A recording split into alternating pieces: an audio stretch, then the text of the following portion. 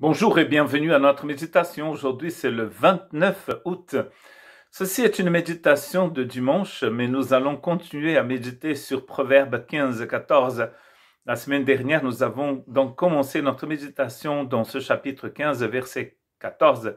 La première partie du verset dit ceci: un cœur intelligent recherche la connaissance. C'est la version de la seconde 21. Un cœur intelligent recherche la connaissance.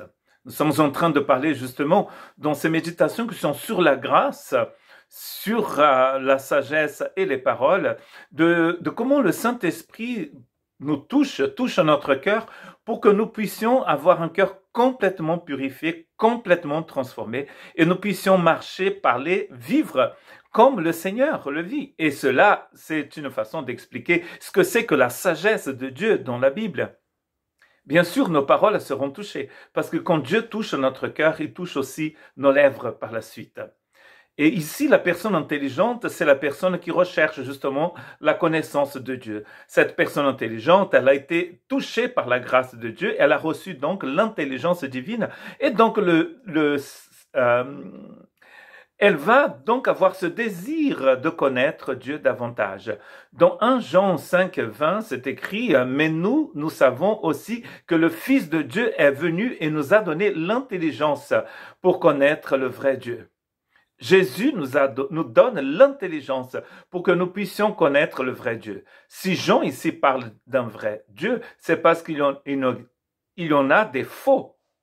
Et là, il est en train de parler de celui qui est, qui était, qui viendra, le Tout-Puissant. Celui qui a créé les étoiles, qui a créé les galaxies, qui nous a créés tous et qui nous a envoyé son Fils, qui nous donne l'intelligence pour que nous puissions le connaître. Sans Jésus, vous ne pouvez pas connaître Dieu.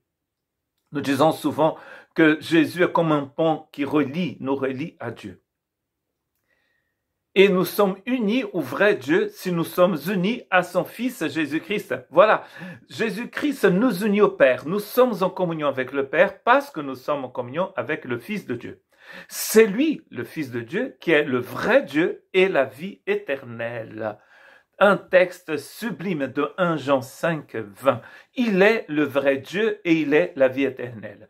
Donc, c'est lui qui nous remplit d'intelligence pour que nous puissions connaître la divinité, car il est lui-même le vrai Dieu et il est lui-même la vie éternelle. D'ailleurs, il a dit « Je suis la vie éternelle ». Et c'est cette vie éternelle qu'il nous donne maintenant. Nous pouvons la recevoir maintenant. Paul, quand il était en prison à Rome, il a écrit Éphésiens, Philippiens, Colossiens et Philémon. Et dans chacune de ces lettres, il va prier pour ses auditeurs.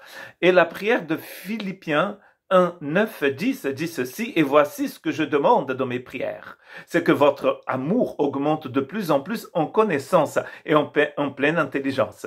L'amour de Dieu va grandir en nous par la connaissance du Seigneur et aussi par l'intelligence que nous avons reçue du Christ.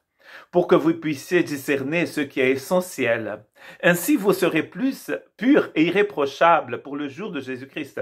C'est la connaissance de Dieu qui vous rend purs. C'est la connaissance de Dieu qui vous prépare pour le retour du Christ. » Dans la méditation, dans le message d'aujourd'hui, le frère qui a prêché ce matin, il a cité un texte en parlant de la grâce de Dieu. Il a cité un texte très intéressant, où nous avons compris une chose très importante, c'est que cette relation que nous avons avec le Seigneur nous aide à être prêts, nous aide à marcher avec lui. Nous serons donc remplis du fruit de justice qui vient par Jésus-Christ, à la gloire et la louange de Dieu. Le fruit de justice, c'est-à-dire cette façon que nous apprenons de Dieu pour marcher, pour vivre, vient par Jésus-Christ. C'est Jésus-Christ qui nous introduit dans la connaissance de Dieu. C'est Jésus-Christ qui nous introduit dans la justice de Dieu.